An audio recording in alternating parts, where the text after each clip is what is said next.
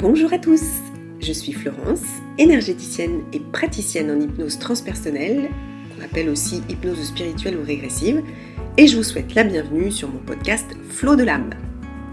Alors ce podcast, j'ai envie que ce soit un peu comme une soirée entre amis où on papote, où je vous livre mes questionnements, mes réflexions, en vous partageant ce que j'ai pu comprendre au travers de mes lectures, de ma vie perso et puis également de ma vie pro avec mes séances d'hypnose transpersonnelle. Je vais y parler de sujets qui tournent autour de la spiritualité, du développement personnel et je vais essayer de le faire avec humour, légèreté et simplicité. Alors si ça vous tente, prenez une bonne tasse de thé ou un petit verre de vin et c'est parti, papotons! Bonjour et bienvenue dans ce nouvel épisode.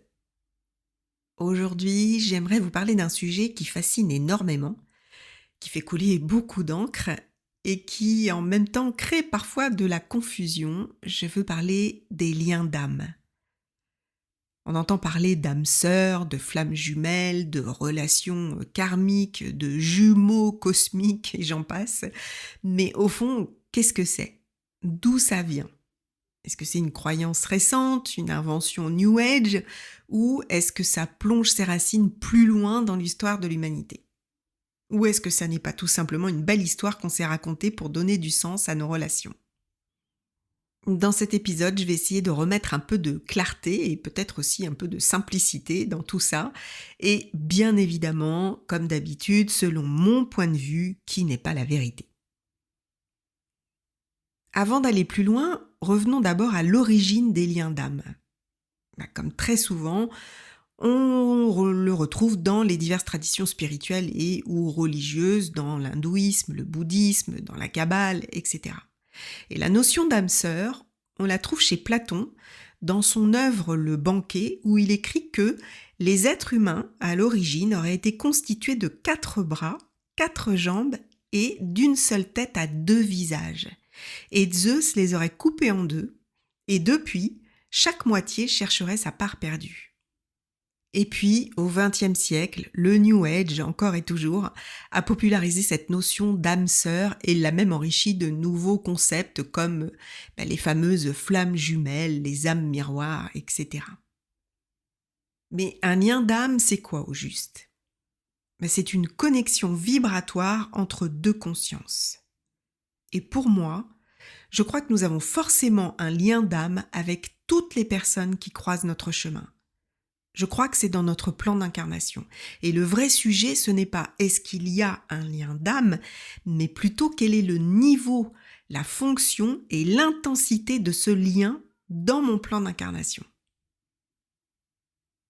Il y a une phrase qu'on retrouve beaucoup en spiritualité et qui dit « Certains passent dans ta vie comme une bénédiction, d'autres comme une leçon, mais aucun ne vient par hasard. » Et je suis assez d'accord avec ça, entièrement d'accord même, parce que je l'ai expérimenté toute ma vie.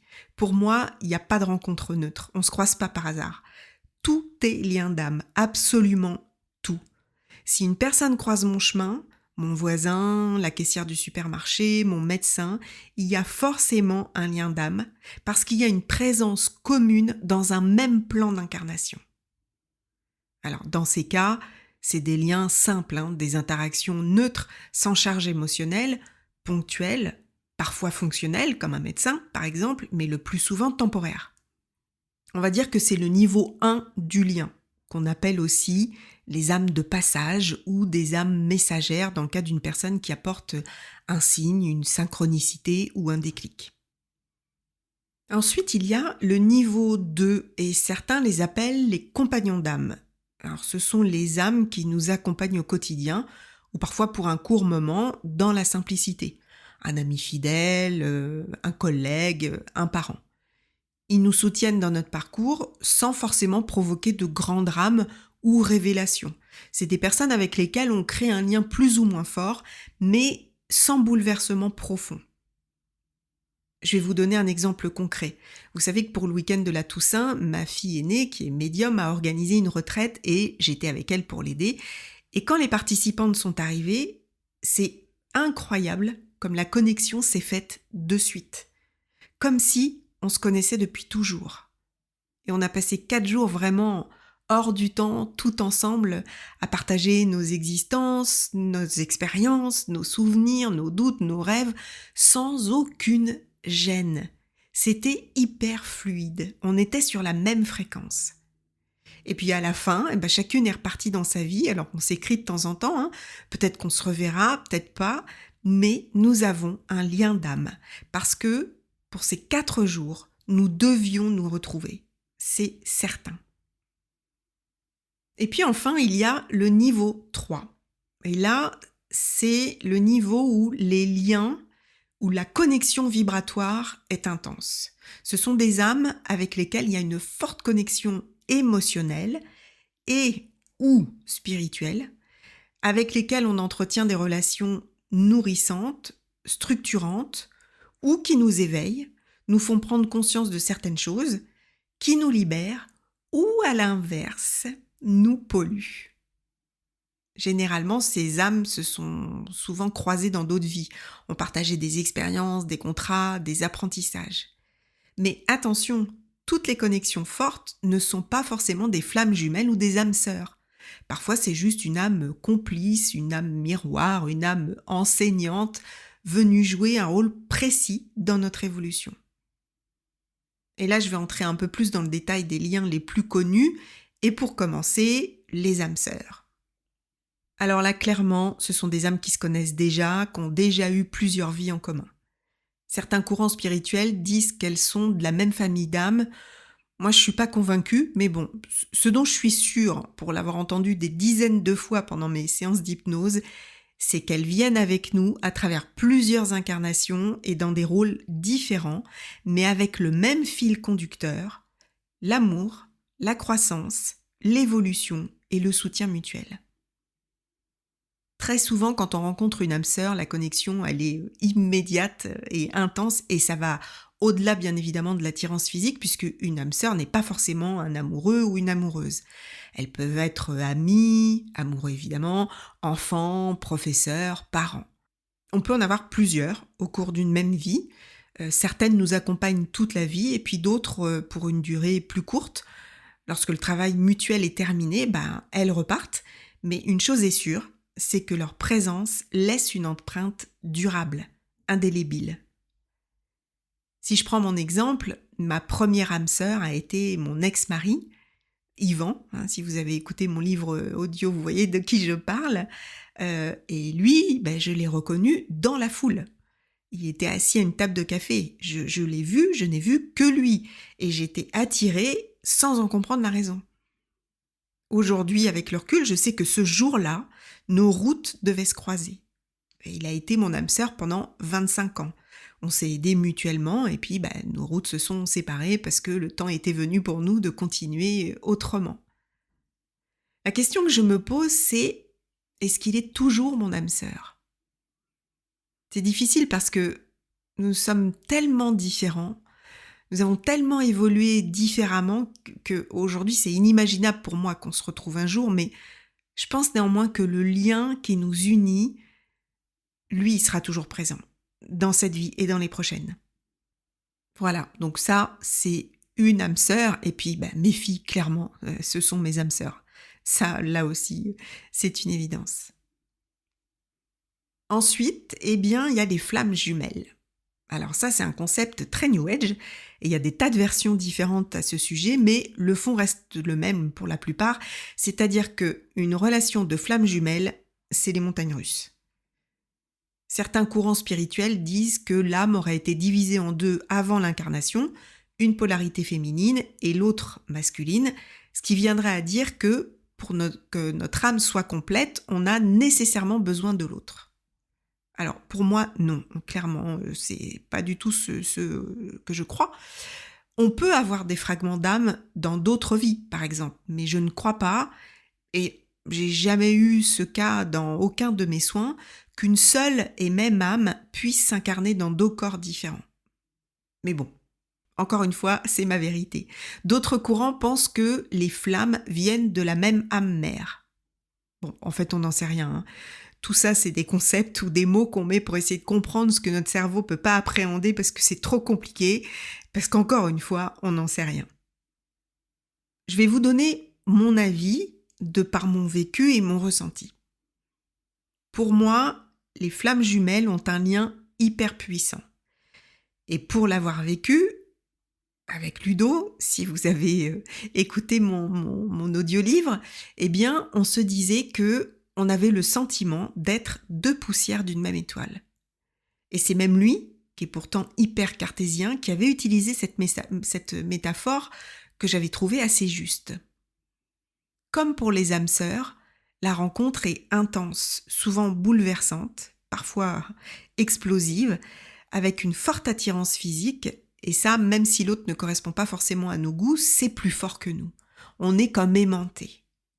Mais la relation est tumultueuse, et elle peut amener beaucoup de souffrance aussi, alternant des phases d'euphorie, de bonheur absolu, puis de séparation, puis de retrouvailles, bref, un chemin chaotique. Mais en réalité, ces relations, elles viennent révéler, elles viennent mettre en lumière nos blessures profondes. Le rejet, l'abandon, la trahison, l'humiliation, l'injustice, vous les connaissez.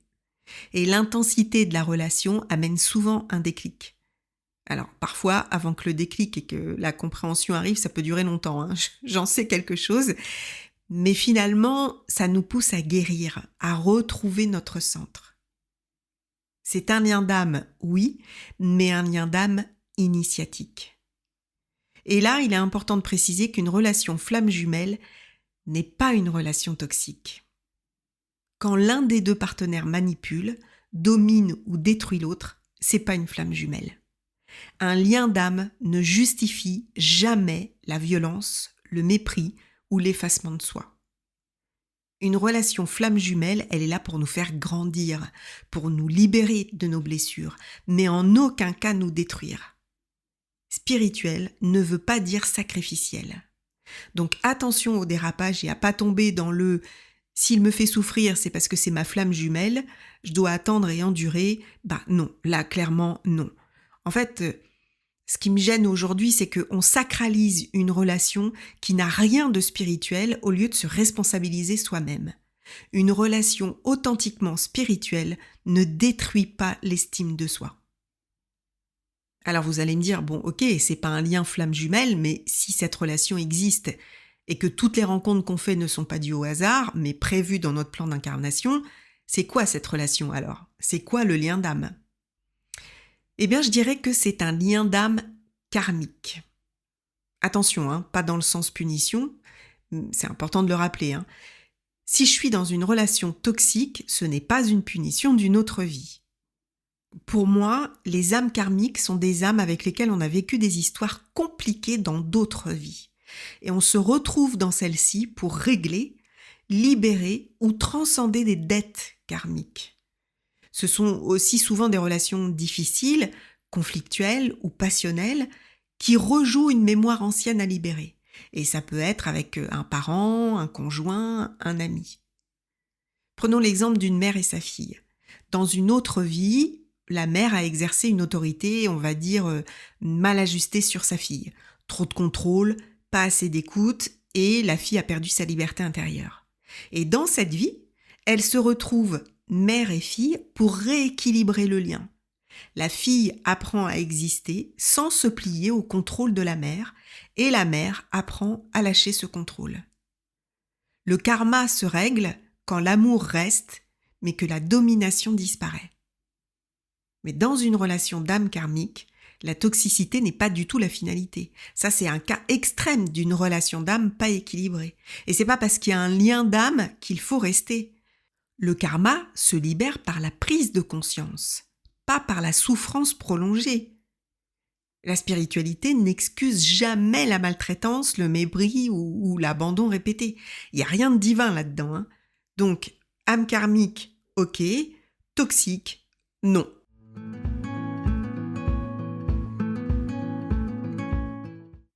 Voilà, pour les différents liens d'âme dont j'avais envie de vous parler. Oui, en fait, il n'y en avait que 3, parce que, oui, il y en a plein d'autres. Il y a les âmes miroirs, les âmes enseignantes, les âmes complices, etc. Mais encore une fois, on aime bien mettre des mots et des concepts sur tout, mais ça n'a pas vraiment d'intérêt de savoir qu'un ami, par exemple, avec qui on a une relation joyeuse, est une âme complice. On a mis un mot spirituel pour faire joli, quoi, mais bon, ça n'a pas d'intérêt majeur, en tout cas pour moi. Les liens d'âme les plus puissants sont les plus intéressants parce que ce sont eux qui agissent comme des catalyseurs d'évolution. Et puis, un point que je voulais aborder aussi, c'est la vision hyper romantique de ces âmes sœurs ou flammes jumelles. L'idée très populaire qu'il existe une seule personne au monde qui nous complète. Mais je trouve que cette croyance, elle peut être source de souffrance parce qu'elle enferme en fait dans l'attente ou la dépendance. D'ailleurs, ça me fait penser à une série que j'ai commencée sur Netflix qui est pas mal, qui s'appelle Soulmates. Et sans vous spoiler, mais le point de départ, il est simple. Dans cette série, en fait, un test scientifique permet de déterminer avec certitude qui est votre âme sœur. Une seule personne, quelque part, sur Terre, censée être la bonne. Et ce qui est intéressant, c'est pas tant la romance, mais ce que ça provoque psychologiquement chez les gens qui attendent toute leur vie la bonne personne, qui remettent leur choix, leurs relations, leur bonheur à plus tard parce qu'ils savent ou croient savoir qu'il existe quelqu'un de mieux, de plus juste et de prédestiné. Et on voit très bien à quel point cette croyance peut enfermer ou créer de la frustration, de la dépendance affective et parfois même détruire des relations parfaitement saines. Dans le premier épisode, par exemple, on suit un couple qui fonctionne très bien, qui s'aime et qui comprend même pas l'engouement autour de ce test. Et puis, petit à petit, évidemment, le doute s'installe et ils finissent par le faire et finissent par se séparer. Et en fait, quand on les suit, chacun après de leur côté avec leur âme sœur, soi-disant, on comprend très clairement qu'ils se sont trompés et qu'ils regrettent. Et c'est exactement pour ça que je dis que l'idée d'une seule âme sœur absolue peut être source de souffrance, comme s'il fallait que deux âmes se complètent pour être entières. Mais les liens d'âme ne sont pas là pour nous compléter, mais pour nous aider à grandir, à nous souvenir de qui nous sommes vraiment. En fait, ça amène à penser qu'on n'est pas complet sans l'autre, à attendre l'âme sœur parfaite au lieu de travailler sur soi. Non, apprenons d'abord à nous aimer nous, à nous sentir pleinement complets, et là, il y a l'espace nécessaire pour accueillir l'autre de façon saine et équilibrée. L'autre n'est pas là pour combler un vide, c'est à nous de le combler en nous reconnectant à qui nous sommes, à notre âme, qui n'est qu'amour, je le rappelle.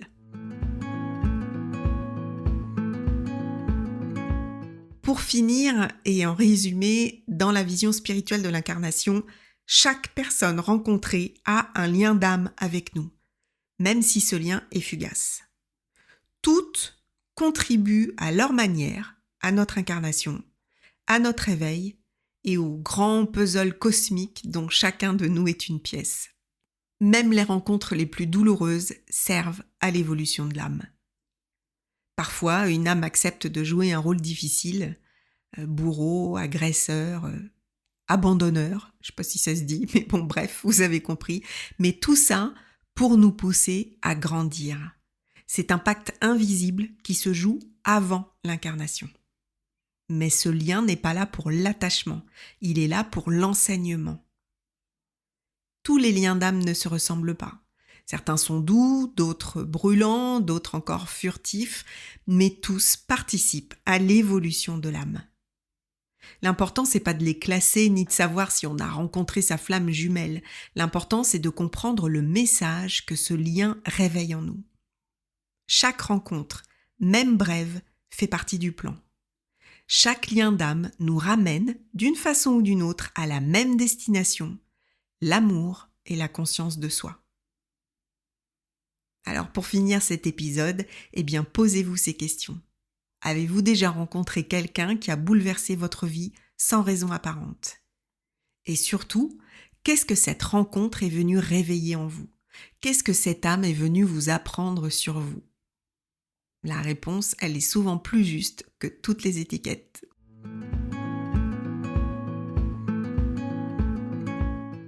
Et voilà, c'est la fin de cet épisode. J'espère qu'il vous aura plu. Je vous retrouve peut-être la semaine prochaine ou la semaine d'après. Je vous dis maintenant, je ne programme plus parce que mon temps est compté. Donc j'espère à très vite. Et en attendant, de toute façon, comme d'habitude, Prenez bien soin de vous.